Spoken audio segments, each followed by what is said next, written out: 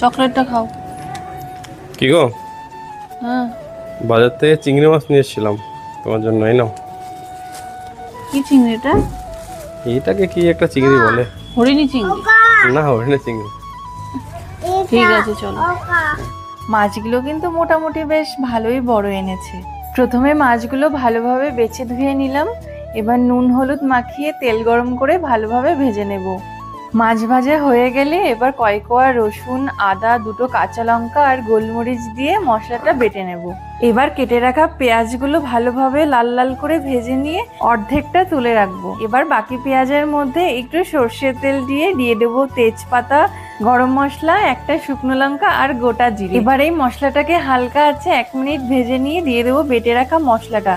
এবার এই মশলাটা হালকা আছে 2 মিনিট ভেজে নিয়ে ধনিয়া গুঁড়ো, জিরে গুঁড়ো, শুকনো লঙ্কা, হলুদ দিয়ে ভেজে নেব মশলা থেকে জল টানা অবধি। মশলা ভাজা ভাজা হয়ে গেলে স্বাদ মতো চিনি আর মাছগুলো দিয়ে আরো 5 মিনিট হালকা আছে ভেজে নিয়ে দিয়ে দিতে হবে জল আর পরিমাণ মতো নুন।